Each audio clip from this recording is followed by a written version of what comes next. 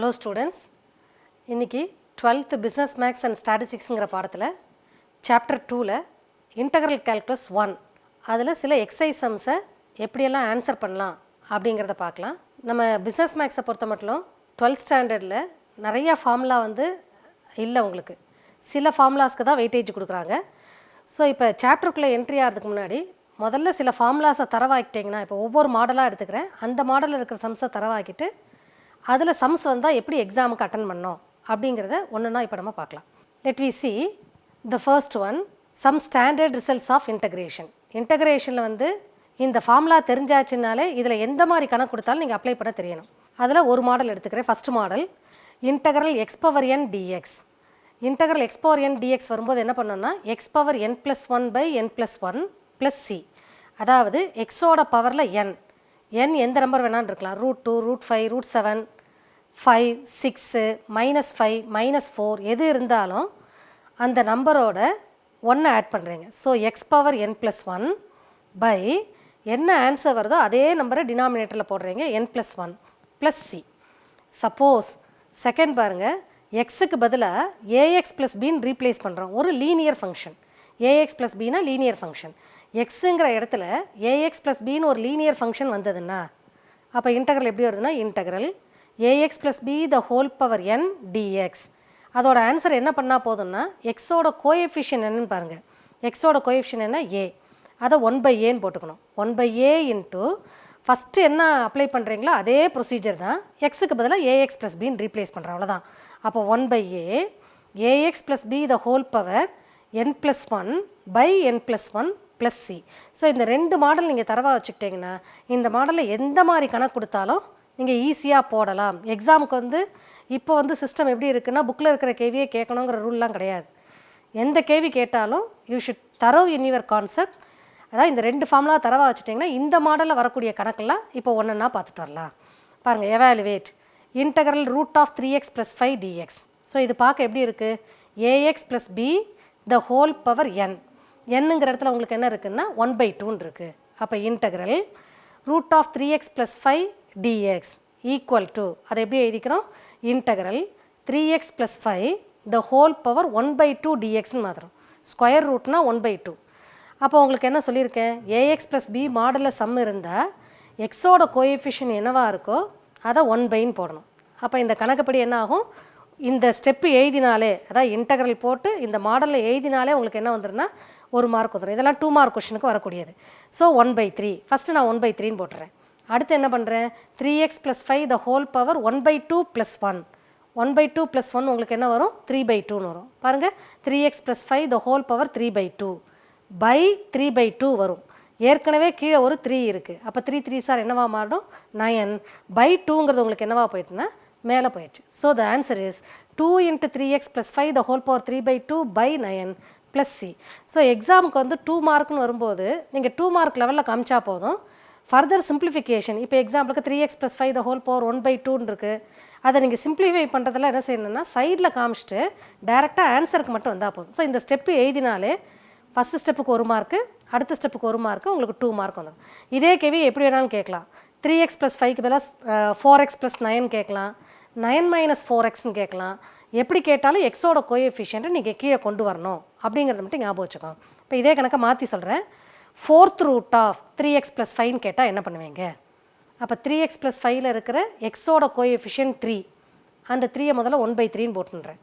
அடுத்தது 3x + 5 the whole power 4th ரூட்னா என்ன வரும், 1/2க்கு பதிலாக 1/4ன்னு வரும்.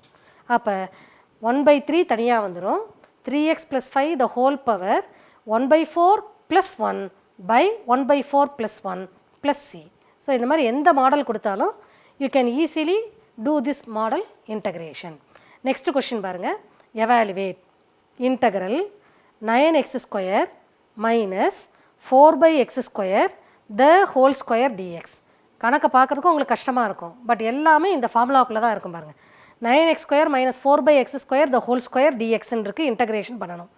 அப்போ இது பார்க்க எந்த ஃபார்முலா இருக்குன்னா a - b the whole square ஃபார்முலாவில் இருக்குது, உங்கள் எல்லாருக்கும் தெரியும்.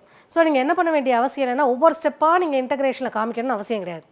This is for your 3 mark கொஷினில் வரலாம். அப்போ 9x² - 4/x² த ஹோல் ஸ்கொயரை நீங்கள் என்ன பண்ணுறீங்கன்னா நோட்டோட சைட்லையே, அதாவது பேப்பரோட சைட்லையே நீங்கள் சிம்பிளிஃபை பண்ணி வச்சு அந்த சிம்பிளிஃபைடு பார்ட்டை மட்டும் நீங்கள் என்ன பண்ணால் போதும், உள்ளே கொண்டு வந்தால் போதும். அப்போ என்ன ஆகும், 9x² the whole square minus 2 into 9x² into 4/x² plus 4/x² the whole square. அதாவது a minus b the whole ஸ்கொயருக்கு a² minus 2ab plus b² வரும். அதை சிம்பிளிஃபை பண்ணால் உங்களுக்கு என்ன வருது, 81x⁴. 9x²க்கு 81x⁴. அடுத்தது 2 into 9x² into 4/x². Simplify பண்ணால் உங்களுக்கு என்ன வரும், 72. அடுத்தது லாஸ்ட்டு 4/x² ஸ்கொயர் பண்ணுறேன், அப்போ 16/x⁴ வந்துடும். இப்போ கிளியர் ஆகிடுச்சா? இப்போ பார்க்குறதுக்கு உங்களுக்கு டைரக்ட் ஃபார்முலாலேயே இருக்குது பாருங்கள். 81 இஸ் ஏ மல்டிப்ளையிங் கான்ஸ்டன்ட் பேர். அதாவது ஒரு வேரியபிளோட ஒரு கான்ஸ்டன்ட் மல்டிப்ளை ஆகிருந்த அந்த கான்ஸ்டன்ட்டுக்கு பேர் multiplying constant. So I am taking out 81 out side. ஆக்சுவலாக என்னென்னா இன்டகரல் 3 தடவை பண்ணணும், அந்த 3ஐயும் சேர்த்து ஒரே மாதிரி பண்ணுறேன். அதாவது இன்டகரல் f(x) ப்ளஸ் g(x)ன்றதுன்னா ஃபஸ்ட்டு f(x)க்கு இன்டகிரேஷன் போட்டுறேன், அடுத்தது g(x)க்கு இன்டகிரேஷன் போட்டுறேன். எல்லாத்துக்கும் சேர்த்து ஒவ்வொரு தடையும் c ஆட் பண்ண வேண்டாம், கடைசியில் c ஆட் பண்ணுறேன். அப்போ இங்கே 81x⁴ என்ன வரும், 81 x⁴ எந்த ஃபார்முலாவில் இருக்குது, x⁴n ஃபார்முலாவில் இருக்குது. அப்போ x⁴nக்கு என்ன சொல்லியிருக்கேன், x⁴n+1/n+1. அப்போ x⁴4+1/4+1 பாருங்கள், x⁴5/5 வந்துருச்சா, மைனஸ் 72 பக்கத்தில் எக்ஸ் இல்லையே மிஸ்ன்னு கேட்காதீங்க. 72 பக்கத்தில் எக்ஸ் இருக்குது, ஆனால் எக்ஸோட பவரில் என்ன இருக்குது, 0 இருக்குதுன்னு அர்த்தம். அப்போ x⁴0க்கு இன்டகிரேஷன் என்ன வரும், x⁴0+1/0+1. அப்போ x minus 72x minus 16 is a multiplying constant. இது எப்படி இருக்குன்னா 1/x⁴ இருக்கு, எப்படி மிஸ் பண்ணுறது, அதை நான் எப்படி மாற்றிக்கிறேன்னா x⁻−4 மாற்றிக்கிறேன். 1/x⁴ is nothing but x⁻−4. இது எந்த ஃபார்முலாவில் இருக்குன்னா x⁴n ஃபார்முலாவில் இருக்குது. அப்போ x⁻−4 + 1. What is -4 + 1? -3. அப்போ x⁻−3 வந்ததுன்னா என்ன ஆகிடும், அந்த x⁻−3 பிகம்ஸ் x⁻3ன்னு டினாமினேட்டரில் வந்துடும். அப்போ 16 3x⁻3 + c. ஃபுல்லாக எல்லாத்தையும் எக்ஸ்பிளைன் பண்ணணும்னு அவசியம் இல்லை. நீங்கள் என்ன செய்கிறீங்க, சைடில் அதை எக்ஸ்பிளைன் பண்ணிட்டு ஜஸ்ட்டு மார்க்குன்னு வரும்போது ப்ரெசன்டேஷன் நீட்டாக இருக்கணுங்கிறக்காண்டி இந்த மாதிரி ப்ரெசென்ட் பண்ணிங்கன்னா உங்களுக்கு ஈஸியாக இருக்கும். Is it clear? Second sum இதே கேள்வி எப்படி வேணாலும் கேட்கலாம். x-4 the whole cube whole power 4 whole power 5 அப்படின்னு கேட்டாங்கன்னா நீங்கள் என்ன பண்ணலாம், பைனாமியல் தியரம் வழியாக எக்ஸ்பான்ஷன் கொடுத்துட்டு again you can find out the integration. இந்த கணக்கு புரிஞ்சிடுச்சா? இன்னொரு சம் பார்க்கலாம் பாருங்கள். நம்ம வச்சுன்னு இருக்கிற ஃபார்முலா ரெண்டே ஃபார்முலா தான். ஒன் இஸ் x⁻n இன்டகரல், இன்னொன்று இன்டகரல் ax + b த ஹோல் பவர் n. இந்த ரெண்டு மாடலில் கணக்கு வந்தால் எப்படி இன்டகிரேஷன் பண்ணுறது அப்படிங்கிறத இப்போ பார்த்துட்டு வரோம். தேர்ட் சம் பாருங்கள், evaluate integral 3 + x 2 - 5x dx. இந்த கணக்கு எப்படி போடுறது, இன்டகரல் நீங்கள் உடனே என்ன சொல்லுவீங்கன்னா, மிஸ் இங்கே ax + b மாடலில் இருக்குது, செகண்டு ax + b மாடலில் இருக்குது, ஃபஸ்ட்டு தனியாக இன்டகிரேட் பண்ணிக்கோங்க, செகண்ட் தனியாக இன்டகிரேட் பண்ணிக்கோங்க, மல்டிப்ளிகேஷன் போடலாமா அப்படின்னு கேட்கலாம். அதை பண்ணிடக்கூடாது. முதல்ல ஞாபகம் வச்சுக்கோங்க, இன்டகரல் ஆஃப் f(x) + g(x)ன்னு இருந்தால் பிரித்து போடலாம். இன்டகரல் ஆஃப் f(x) × g(x)ன்னு இருந்தானா நீங்கள் இந்த தப்பை கண்டிப்பாக பண்ணுவீங்க. இந்த தப்பை தயவு செஞ்சு பண்ணாதீங்க. மல்டிப்ளிகேஷனில் இருந்தால் கண்டிப்பாக இன்டகிரேஷன் என்ன பண்ணக்கூடாது, பிரித்து போட்டு இன்டகரல் ஃபஸ்ட்டுக்கு இன்டகரல் செகண்டுக்கு இன்டகரல்னு போட்டு தனியாக மல்டிப்ளை பண்ணக்கூடாது. அதுக்கு தான் இந்த சம் எடுத்திருக்கேன். இப்போ பாருங்கள், இன்டகரல் 3 + x × 2 - 5x dx என்ன பண்ணலாம், இது ரெண்டையும் ஜஸ்ட்டு மல்டிப்ளை பண்ணுறேன். இந்த மல்டிப்ளிகேஷன்லாம் என்ன பண்ண வேண்டிய அவசியம் இல்லை, மெயின் ஸ்டெப்பில் காமிக்க வேணும்னு அவசியம் இல்லை. நீங்கள் சைடு ஸ்டெப்பில் சிம்பிளிஃபை பண்ணி ஆன்சரை கண்டுபிடிச்சி வச்சுட்டு டைரெக்டாக இன்டகிரேஷனுக்குள்ளே நீங்கள் என்ன செஞ்சால் போதும், கொண்டு வந்தால் போதும். அப்போ மல்டிப்ளை பண்ணால் 3 2s are 6 வந்திருக்க. அடுத்தது எக்ஸாக வரணும். அப்போ 3 × -5x x × 2 ரெண்டையும் சிம்பிளிஃபை பண்ணால் உங்களுக்கு என்ன வரும், -13x. அடுத்தது பாருங்கள், x × -5x அப்போ உங்களுக்கு என்ன வரும், -5x². ஸோ ரெண்டையும் மல்டிப்ளை பண்ணியாச்சா, இன்டகரல் மல்டிப்ளைடு ஆன்சர் dx. இதில் இன்னொரு தப்பு என்ன பண்ணுவீங்கன்னா, மல்டிப்ளை பண்ணிவிடுவீங்க, ஆனால் என்ன பண்ண மறந்துடுவீங்கன்னா இன்டகரல் சிம்பிளே போட மறந்துடுவீங்க.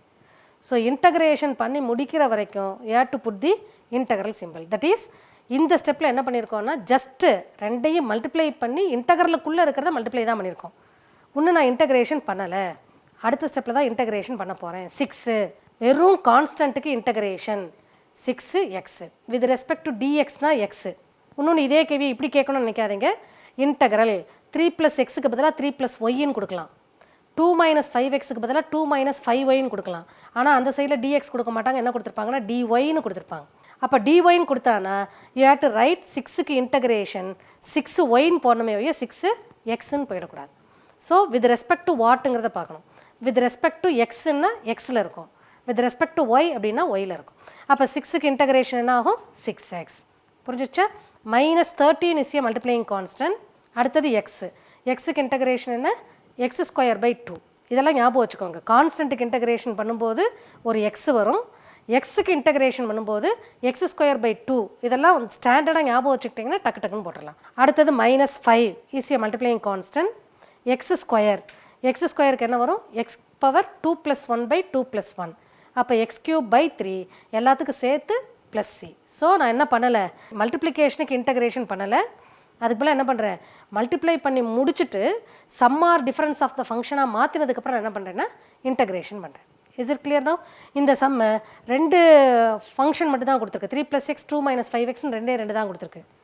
3 கொடுக்கலாம், ஆர் 1 ஸ்கொயரில் கொடுத்துட்டு இன்னொன்று வந்து 2 - 5xன்னு தனியாக கொடுக்கலாம். எப்படி கொடுத்தாலும் you have to apply the same procedure. Just simplify the part, உள்ளே இருக்கிற பார்ட்டை சிம்பிளிஃபை பண்ணிவிட்டு தென் apply integration. This is for your 2 mark question. நல்லா பார்த்துக்கலாம். அடுத்த கொஷின் போகலாமா? எவாலுவேட். இது ஒரு டிஃப்ரெண்ட்டான question. Integral √x x³ - 2x + 3 × dx. இங்கே பாருங்கள், இங்கேயும் மல்டிப்ளிகேஷனில் தான் இருக்குது. வெளியில் √x இருக்குது, அதாவது இந்த ஃபங்க்ஷன் என்ன மோனோமியல், ஒரே ஒரு ஃபங்க்ஷன் மட்டும் இருக்குது. அடுத்தது பாருங்கள் x³ - 2x + 3 3 இருக்குது. நீங்கள் என்ன பண்ணிடக்கூடாது இதுக்கு, this is for your 3 mark question. நீங்கள் என்ன பண்ணக்கூடாதுன்னா √xக்கு இன்டகிரேஷன் போடுறேன் மிஸ், அடுத்தது x³ - 2x + 3க்கு இன்டகிரேஷன் போடுறேன், அதுக்கப்புறம் 2ஐயும் மல்டிப்ளை பண்ணுறேன் அப்படின்னு பண்ணிடாதீங்க. என்ன பண்ணோம், இன்டகரல் √x எப்படி எழுதுகிறேன் x⁴1/2 into x³ - 2x + 3 dx. Clear ஆயிடுச்சா? அடுத்தது பாருங்கள் இன்டகரல். இப்போ 2ஐயும் மல்டிப்ளை பண்ணிக்கிறேன். x⁴1/2 into x⁴3. இது பார்க்க எப்படி இருக்குன்னா a⁴m இன்ட்டு a⁴n. அப்போ என்ன வரும் a⁴m + n. அப்போ x⁴1/2 + 3ன்னு வரும். அப்போ 3 2s are 6 + 1 7. கரெக்டாக இருக்கா? x⁴7/2.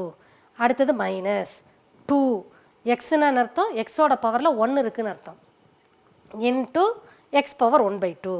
அப்போ 1 + 1/2 சேர்த்தா என்ன வரும் 3/2. அதான் அடுத்த ஸ்டெப்பில் போட்டிருக்கேன். -2 x⁴3/2 plus 3 into x⁴1/2 dx. Clear ஆயிடுச்சா? இப்போ இது எல்லாமே பார்க்க எந்த ஃபார்முலாவில் இருக்குது, x⁴n ஃபார்முலாவில் இருக்குது. அப்போ x⁴7/2க்கு என்ன இன்டகிரேஷன், x⁴7/2 + 1 பை 7/2 + 1. 7/2 + 1 உங்களுக்கு என்ன வரும் 9/2. அங்கே போட்டிருக்கேன், அதனால தான் x⁴9/2 பை 9/2 அப்படின்னு வரும்போது என்ன ஆகிடும், மேலே போயிடும். மைனஸ் ஆல்ரெடி 2 இருக்குது, 2வை மட்டும் எழுதிக்கிறேன். இதெல்லாம் நீங்கள் சைடில் சிம்பிளிஃபை பண்ணி வச்சுட்டு உள்ளே என்ட்ரி பண்ணிங்கன்னா பார்க்க ஒர்க்கு வந்து உங்களுக்கு நீட்டாக இருக்கும். ஸோ கரெக்ஷன் பண்ணும்போது உங்களுக்கு மார்க் அப்படியே ஈஸியாக கிடச்சிடும். ஸோ ஒவ்வொரு ஸ்டெப்பையும் no need to explain in the sum itself. எல்லாம் சைடில் சிம்பிளிஃபை பண்ணி மெயின் பார்ட்டுக்கு ஆன்சரை மட்டும் காமிச்சா போதும். அப்போ 2 இருக்குது, 3/2 + 1 வரும். அப்போ உங்களுக்கு என்ன வரும் 5/2ன்னு வரும். பை 5/2ன்னு இருக்கும். பை 5/2 மேலே போகும், ஏற்கனவே ஒரு 2 மேலே இருக்கிறதுனால -4 x⁴5/2/5 ப்ளஸ் 3 இருக்குது, ஞாபகம் வச்சுக்கோங்க. x⁴1/2. அப்போ 1/2 + 1 பை 1/2 + 1 போடுவீங்க. 1/2 + 1 என்ன 3/2. அந்த 3/2ல் இருக்கிற 3 கீழே இருக்குது, ஆல்ரெடி மேலே ஒரு 3 இருந்ததுனால 2 3யும் கட் ஆகிடும். So the remaining part is /2 மட்டும் மேலே போய் 2x⁴3/2 எல்லாத்துக்கும் சேர்த்து ஒரு constant. So what is the value of integral √x into x³ - 2x + 3 dx is equal to 2x⁴9/2 by 9 minus 4x⁴5/2/5 plus 2 into x⁴3/2 plus c. Clear ஆயிடுச்சா? இந்த model புரிஞ்சிடுச்சா? அடுத்த question போகலாமா? எவாலுவேட். ஸோ ஒவ்வொரு கொஷினும் பாருங்களேன் கொஞ்சம் கொஞ்சமாக இம்ப்ரூவ்மெண்ட்டாக வர மாதிரி இருக்குது பாருங்கள். Integral 8x + 13 by √4x + 7 dx. இதை பார்த்த உடனே உங்கள் மைண்ட் என்ன தெரியுமா சொல்லும், இது வந்து one of the important 3 mark question or it may be asked for 5 mark also.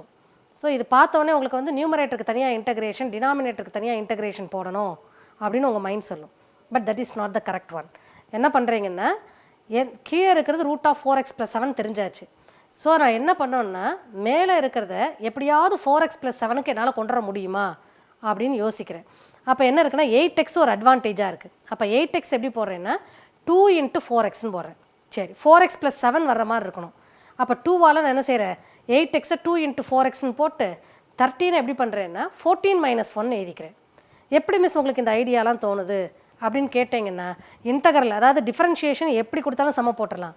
But இன்டகிரேஷனுக்கு you have to follow some of the certain procedure. ஒரு ஆப்ரேஷன் பண்ணினா தான் சில இன்டகிரேஷனை என்னால் சால்வ் பண்ண முடியும், இல்லாட்டி இன்டகிரேஷன் பண்ண முடியாது. அதுக்கு தான் இந்த ட்ரிக்கை நான் ஃபாலோ பண்ணுறேன். ஸோ டினாமினேட்டருக்கு தகுந்த மாதிரி நியூமரேட்டரை நான் மாற்றுறேன். அப்போ அது எப்படி மாறும் 2 × 4x+7 - 1. இப்போ செக் பண்ணி பாருங்களேன் 8x + 14 - 1. அப்போ உங்களுக்கு என்ன ஆயிடுச்சு 8x + 13 நியூமரேட்டர் டேலி ஆச்சு by root of 4x+7. Clear ஆயிடுச்சா? இப்போ நம்ம என்ன பண்ணுறோம்னா 2 × 4x+7 by root of 4x+7 -1 by root of 4x+7. இதெல்லாம் நீங்கள் என்ன பண்ணியிருக்கணும் சைடில் ஒர்க்காக வச்சுக்கணுமே மெயின் ஸ்டெப்பில் காமிக்காதீங்க. சைடில் வந்து உங்கள் பேப்பரோட சைடில் இதெல்லாம் சிம்பிளிஃபிகேஷனாக வச்சுக்கோங்க. அப்போ உங்களுக்கு 2வை வெளியில் எடுத்துடுறேன். உங்களுக்கு எப்படி இருக்குன்னா x/√x மாடல் இருக்குது. x/√xனா என்ன பண்ணுவீங்க ஆர் y/√y. அப்போ என்ன ஆகும் மேலே இருக்கிற ஒய் எப்படி எழுதலாம் √y × √yன்னு எழுதலாமா பை √y. அப்போ ஒரு √y ஒரு √y கட்டாயி பேலன்ஸ் என்ன இருக்கும் √yன்னு இருக்குமா, அதை தான் இங்கே பண்ணுறேன். அப்போ 4x+7 எப்படி எழுதுகிறேன் root of 4x+7 into root of 4x+7 by root of 4x+7. அப்போ ஒரு ரூட் ஆஃப் 4x+7 கட் ஆகிடுமா, அதனால தான் உங்களுக்கு என்ன மாதிரி இருக்குன்னா 2 × integral root of 4x+7 dx. Is it clear? Minus so மேலே எப்படி இருக்குன்னா a-b/c அந்த மாடல் இருக்குது. அப்போ எப்படி எழுதலாம் a/c -b/c. இதை ரெண்டாக பிரிச்சுக்கிறேன். இப்போ a/c-யை சிம்பிளை பண்ணி நான் கண்டுபிடிச்சிட்டேன் ரூட் ஆஃப் 4x+7. அடுத்தது minus integral 1 by root of 4x+7 dx. இந்த ஸ்டெப் புரிஞ்சாச்சா? அடுத்தது பாருங்கள் 2 வெளியிலேயே இருக்குது because it is a multiplying constant.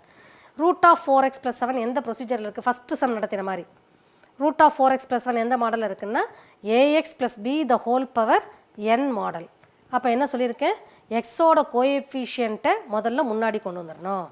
அப்போ ஆல்ரெடி 2 இருக்குது, அதுக்கப்புறம் ஒரு 1/4 கீழே கொண்டுறேன்.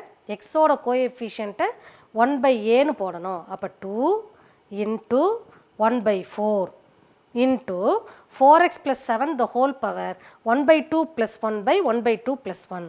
சிம்பிளிஃபை பண்ணிங்கன்னா 4x+7 the whole power 3/2 by 3/2ன்னு வரும். அந்த 2 மேலே போயிடும், அப்போ 4ன்னு வரும். கீழே ஆல்ரெடி ஒரு 4 இருக்கிறனால 2 4ம் கட் ஆகிடுச்சு. ஸோ இதெல்லாம் சிம்பிளிஃபிகேஷன் சைடில் பண்ணிட்டீங்கன்னா கிளியராக உங்களோட ஆன்சர் மட்டும் இங்கே க்ளீனாக இருக்கும். அடுத்தது மைனஸ் செகண்ட் பார்ட் எப்படி இருக்குது செகண்ட் இன்டகிரேஷன் பார்ட் எப்படி இருக்குன்னா 1/√of 4x+7 இருக்குது. அதை எப்படி எழுதலாம் 4x+7 த ஹோல் பவர் -1/2ன்னு எழுதலாமா. அப்போ உங்களுக்கு என்ன வரும் 1/4 into 4x+7 the whole power -1/2 + 1 by -1/2 + 1 வருமா. அதை சிம்பிளிஃபை பண்ணிங்கன்னா -4x+7 the whole power 1/2/2 + c. So இது ஒரு புது சம்மு 8x + 13 கொடுக்குற மாதிரி வேறு என்ன கொடுத்தாலும் டினாமினேட்டரில் ரூட் ஆஃப் என்ன வருதோ அதுக்கு தகுந்த மாதிரி நியூமரேட்டரை மாற்றிட்டு சிம்பிளிஃபை பண்ணிங்கன்னா you can find out the integration very easily. புரிஞ்சிடுச்சா அந்த கணக்கு? So integral 8x + 13 divided by root of 4x+7 dx is equal to 4x+7 the whole power 3/2/3 minus 4x+7 the whole power 1/2/2 plus c. Next question பாருங்கள் evaluate. This is also a different question. Integral 1/√of x+1 plus root of x-1 dx. So உங்களுக்கு என்ன தோணும் அப்படின்னா கீழே வந்து அடிஷனில் இருக்குல்ல miss, அதனால் மேலே தனியாக இன்டகிரேஷன், கீழே தனியாக இன்டகிரேஷன் அடிஷன் மாடல் நான் போடலாமா அப்படின்னு கேட்கலாம்.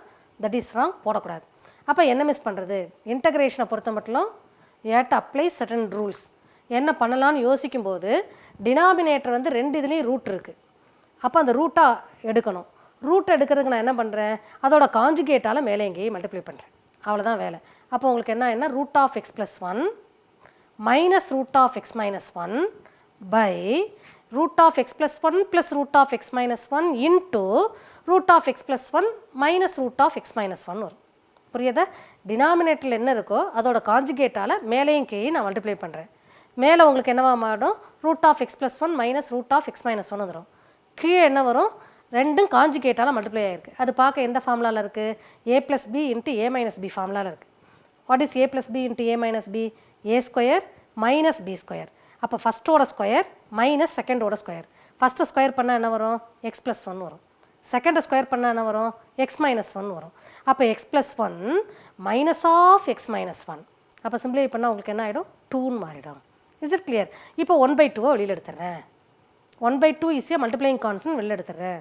1/3 வரதுக்கு முன்னாடி 1/2 வெளியில் இருக்குது. ஸோ இதெல்லாம் சிம்பிளிஃபிகேஷன் சைடில் பண்ணிவிட்டு ஆன்சரை மட்டும் இங்கே கொண்டு வந்து கொடுத்தா போதும். 1/2 வெளியில் எடுத்துறேன். அப்போ எக்ஸ் ப்ளஸ் 1 ரூட்டுக்கு இன்டகிரேஷன் என்னவாக இருக்கும்?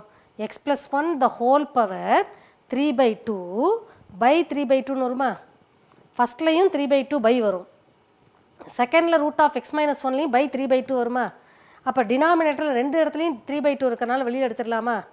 ஆல்ரெடி உங்களுக்கு என்ன இருக்குது? 3/2ன்னு வரும்போது அது என்னவா மாறும்? 2/3ன்னு வரும். டினாமினேட்டர் 1/3/2ன்னு இருக்கும். அது எப்படி மாறும்? 2/3ன்னு மாறும். ஆல்ரெடி நான் என்ன பண்ணியிருக்கேன்? 1/2 வெளியில் எடுத்திருக்கேன். அந்த 2 கட் ஆகிறதுனால உங்களுக்கு என்ன வந்திருக்கு? 1/3 into x plus 1 the whole power 3/2 minus x minus 1 the whole power 3/2 plus c. Clear ஆகிடுச்சா? ஸோ இந்த மாதிரி root of x plus 5 plus root of x minus 5 root of x plus 9 plus root of x minus 9 மேலே வேறு ஏதோ number கூட கொடுக்கலாம். அப்படி இருந்தால் உங்கள் மைண்ட் செட் எப்படி வச்சுக்கோங்க? இதோட காஞ்சுகேட் டினாமினேட்டரில் என்ன இருக்கோ அதோட காஞ்சுகேட்டால் மல்டிப்ளை பண்ணால் சர்டன்லி உங்களுக்கு டினாமினேட்டர் என்ன தான் வரும்னா ஒரு நம்பராக தான் வரும். நியூமரேட்டர் உங்களுக்கு காஞ்சுகேட்டாக மாதிரி just we are applying the formula of a x plus b the whole power n model. இந்த கணக்கு நல்லா புரிஞ்சிச்சா? அடுத்த கொஷின் போலாமா? If f dash x is equal to x plus b. இது கொஞ்சம் டிஃப்ரெண்ட்டான கேள்வி. F of 1 is equal to 5, f of 2 equal to 13, then find f of x. So f dash எக்ஸ்னால் என்ன அர்த்தம்னா டிஃப்ரென்ஷியேஷன். ஃபங்க்ஷனோட எஃப் ஆஃப் எக்ஸுங்கிற ஃபங்க்ஷனோட டிஃப்ரென்ஷியேஷன் தான் உங்களுக்கு என்னென்னா எஃப் டேஷ் எக்ஸ். அந்த எஃப் டேஷ் எக்ஸ் ஆனது உங்களுக்கு என்ன கொடுத்துருக்காங்கன்னா எக்ஸ் ப்ளஸ் பின்னு கொடுத்துருக்காங்க. அடுத்து என்ன கொடுத்துருக்காங்க? F of 1 is equal to 5. அதாவது எக்ஸு 1ஆ இருக்கும்போது உங்களோட ஃபங்க்ஷனல் வேல்யூ என்னவாக இருக்குன்னா 5ஆக இருக்குது. அடுத்த இன்ஃபர்மேஷன் என்ன கொடுத்துருக்காங்கன்னா f of 2 equal to 13. X 2ஆக இருக்கும்போது உங்களோட ஃபங்க்ஷனல் வேல்யூ என்னவாக இருக்குன்னா 13ஆக இருக்குது. இந்த இன்ஃபர்மேஷனாக சப்ளை பண்ணியாச்சு. Find f of X.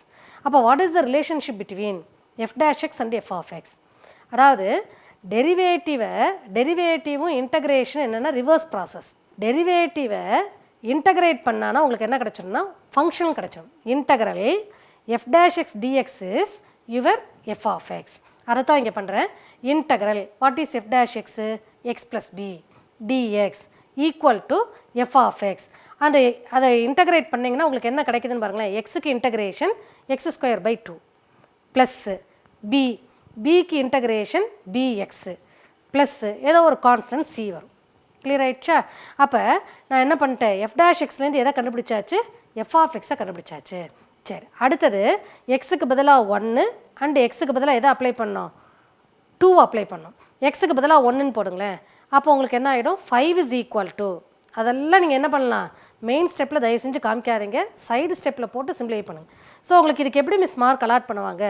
F dash எக்ஸை இன்டகிரேட் பண்ணி நீங்கள் எஃப் ஆஃப் எக்ஸ் கண்டுபிடிச்சாலே 1 மார்க்கு.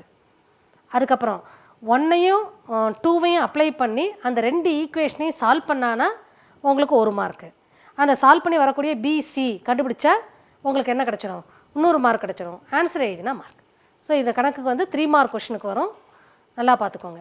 அப்போ என்ன பண்ணுறேன்? எக்ஸுக்கு பதிலாக 1 போடுறேன்.